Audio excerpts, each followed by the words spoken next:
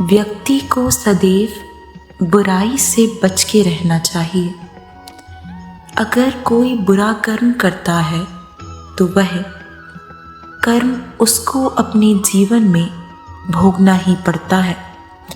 जिस प्रकार बछिया झुंड में भी अपनी माँ को ढूंढ लेती है, वैसे ही कर्म का फल आपको हजारों की भीड़ में ढूंढ लेगा। श्री कृष्ण जगत के स्वामी हैं।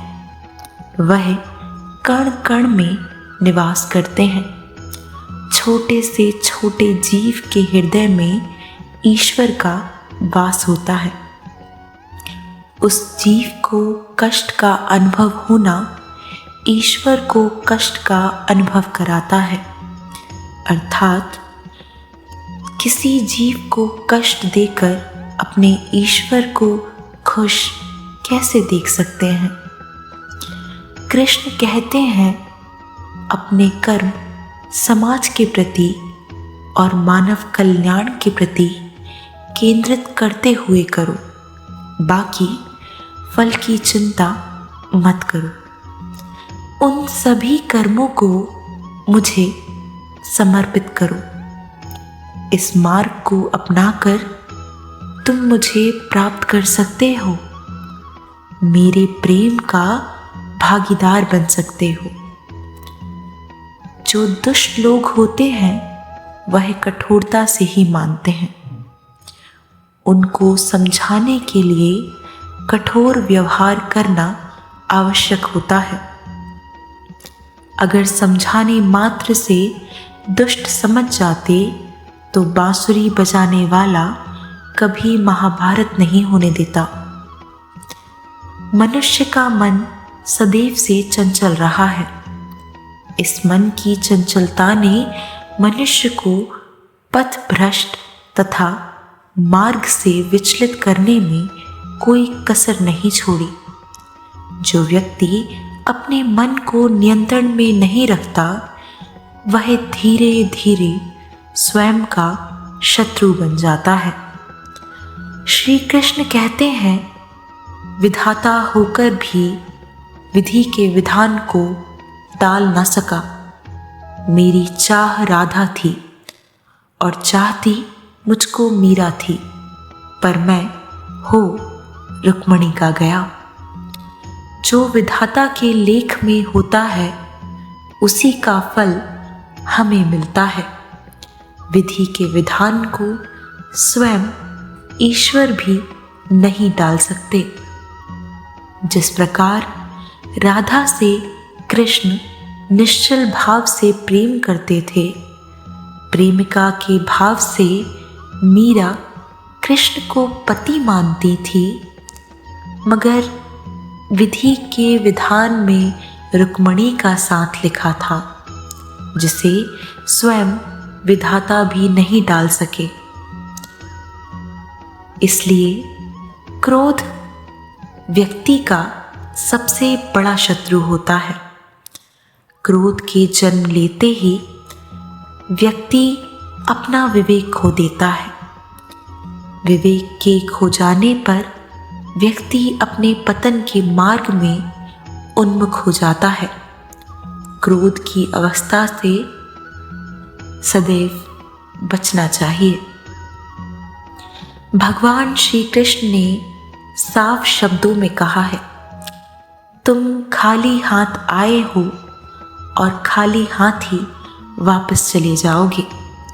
आज तुम्हारा है, कल किसी और का था, परसों किसी और का होगा। तुम जिसे अपना समझकर मग्न हो रहे हो, बस यही प्रसन्नता तुम्हारे दुखों का कारण बनती है। आत्मा शाश्वत सत्य है, यह अजय है, अमर है।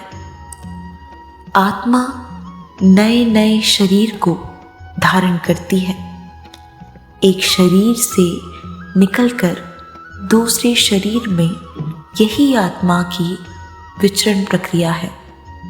इस आत्मा को ना तो किसी शस्त्र से काटा जा सकता है, ना ही अग्नि इसे जला सकती है। जल बुझा नहीं सकता और वायु सुखा नहीं सकती। ईश्वर के लिए सभी प्राणी समान हैं। उन सभी में समान रूप से ईश्वर का वास होता है। कोई जीव छोटा या बड़ा नहीं होता, अधिक या ज़्यादा प्रिय नहीं होता। जो अपने ईश्वर की विशेष आराधना करते हैं, उन्हें मन से पुकारते हैं, उनके साथ वह सदैव उपस्थित रहते हैं। जो इंसान मैं और मेरे की लालसा से मुक्त हो जाता है, उसे शांति प्राप्त होती है। भगवान श्री कृष्ण ने सरल शब्दों में समझाया है कि जिस व्यक्ति में अहंकार, मैं और मेरा का भाव समाप्त हो जाता है, कुछ पाने की लालसा नहीं होती, वह परम शांति को प्राप्त करता है। उसे भगवान ईश्वर की शरण प्राप्त होती है। अंत समय में वह उस परम पद को प्राप्त होता है जो देवताओं के लिए दुर्लभ होता है। जो व्यक्ति कर्म में विश्वास रखता है, अपने कर्म से पीछे नहीं हटता, फल की चिंता नहीं करता, वह पुरुष अपने जीवन को सफल बनाता है। फल की चिंता करने वाला व्यक्ति कभी अपने जीवन को सफल नहीं बना सकता। यह जीवन कर्म प्रधान है। जो व्यक्ति कर्म करके, परिश्रम करके अपने लिए कुछ अर्जित करता है, वह वास्तविक रूप से उस फल का भागी होता है। परंतु वह व्यक्ति चोर की भांति है, जिसे बैठे बिठाए सब कुछ मिल जाता है। लोग कहते हैं अपनों के आगे झुक जाना चाहिए, किंतु सच बात तो ये है कि जो अपने होते हैं ना, वह कभी भी अपनों को झुकने नहीं देते। अच्छे लोगों की भगवान परीक्षा बहुत लेते हैं, परंतु साथ नहीं छोड़ते, और बुरे लोगों को भगवान बहुत कुछ देते हैं, परंतु साथ नहीं देते। अगर तुम्हें किसी ने दुखी किया है तो बुरा मत मानो। लोग उसी पेड़ पर पत्थर मारते हैं जिस पेड़ पर ज्यादा मीठे फल लगे होते हैं। इसलिए सहना भी चाहिए और मौके पर कहना भी चाहिए, और शांति के साथ रहना भी चाहिए। मनुष्य का जीवन केवल उसके कर्मों पर चलता है। जैसा कर्म होता है वैसा उसका जीवन होता है। भरोसा अगर खुद पर रखो तो ताकत बन जाती है, और दूसरों पर रखो तो कमजोरी बन जाती है। आप कब सही थे इसे कोई याद नहीं रखता, लेकिन तुम कब गलत थे इसे सब लोग याद रखते हैं।